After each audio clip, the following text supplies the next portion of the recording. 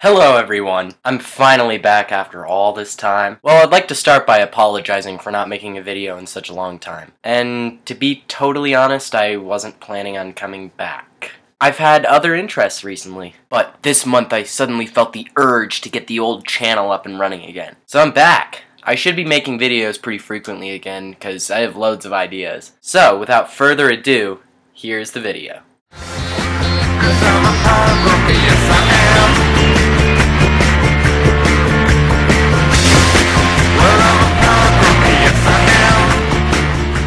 Welcome to Elucidations. Today's topic is going to be racism. Racism. After doing some research here on YouTube, I found a surprisingly large amount of people that were just dying to get their biased opinions out onto the World Wide Web. For instance, let's take a look at this Bonnie Blonde. She's gotten the attention of over 1 million people. She's here to talk to us about a terrifying problem that has sprung up in our perfect white community very recently. The problem is these hordes of Asian people. That's right. Asian people.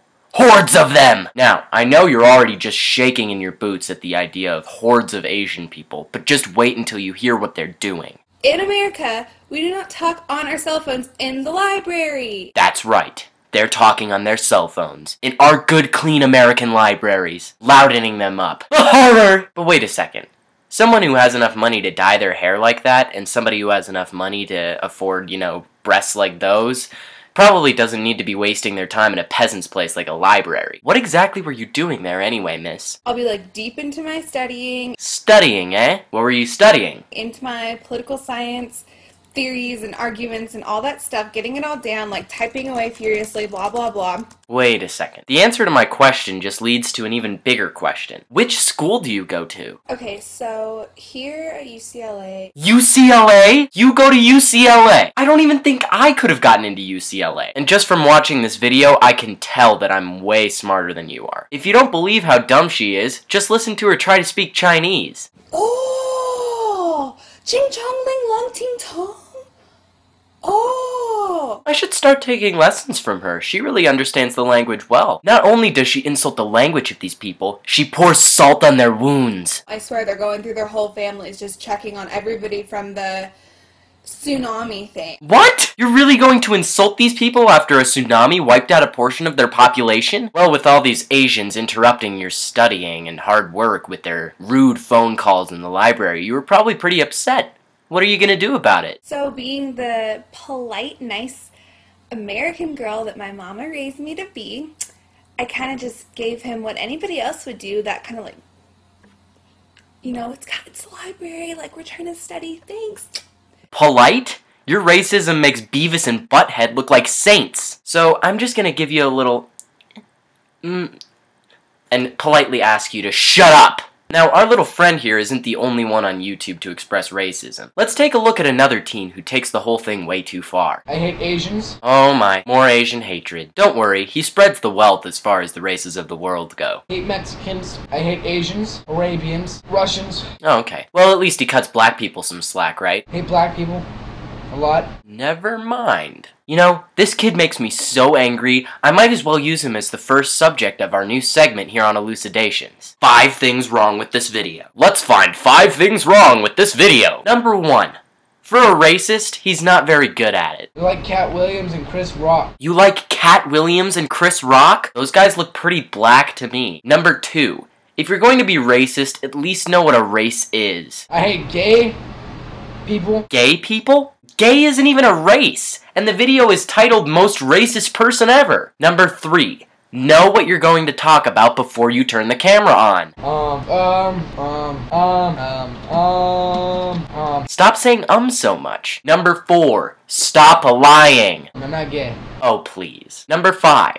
Do some research before making a big generalization. I don't know one strong Saudi Arabian person. Oh, you don't? Well, let me introduce you to Ahmed from ArabMuscle.net.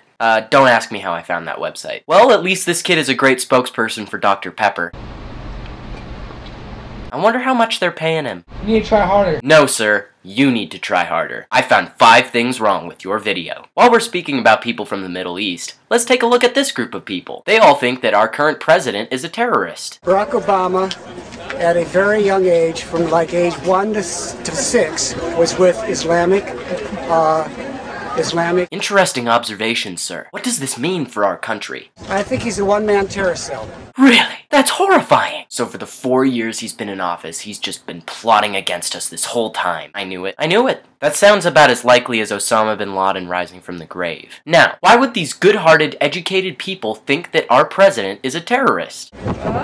Just think about it. Look at the name. Oh, of course, I get it. His middle name is Hussein. So just because his middle name is Hussein means he's a terrorist. And just because my last name is LeCavalier means that I'm French. I'm not actually French. Ah, but what am I saying? Most of these people probably have a lot of substantial evidence to prove their points, right? You think he's a terrorist?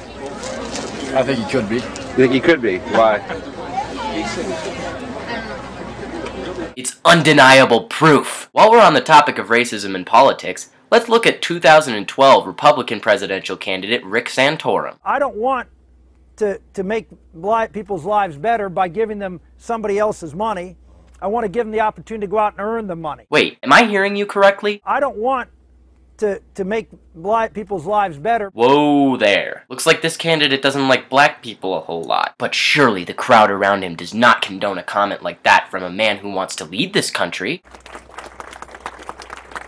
Never mind, I guess they do. Looks like Rick Santorum also paid special attention to Obama's date night with the First Lady. That is just, that's self-indulgent. And it distracts from the better message, which is, go down to the corner bar and have a drink, a shot and a beer. It doesn't matter where you go with your wife. It's that you're with your wife. These are some valid points about marriage here, but this is the true question. What does all of this have to do with the fact that Obama and his wife are black? Well, I'll tell you, absolutely nothing. But now, take a look at the way that he opened up the interview. He's a role model, in particular, whether he likes it or not, in the African-American community. What? Pointing out the fact that he's black. I fail to see the connection between that and the fact that he went on a date with his wife. And another thing. Particularly in the poor inner city areas, we're looking at out-of-wedlock birth rates, in 3/4 to 75% of children being born out of wedlock. Wait a second. Let me play that again. In 3/4 to 75%. Let me just check his math here real quick. In 3/4 to 75%. Yeah, it looks like 3/4 is equal to 75%. He's got my vote. So with all this racism usually comes a wide variety of emotions. Mostly pain. Thankfully, we live in a society where most of us are not racist and can live together in peace and harmony. All this prejudice has made me a little angry. At least I'll never be as angry as this woman. My mother's a bitch! What was that? My mother's a bitch! Oh, I'm sorry, I didn't quite catch that. My mother's a bitch! Well, now I'm off topic. But it takes us to our next episode. Join us on the next episode of Elucidations, where we'll be looking at crazy scenes that happen on subways. Rate, comment, subscribe, gracias. Bye, YouTube.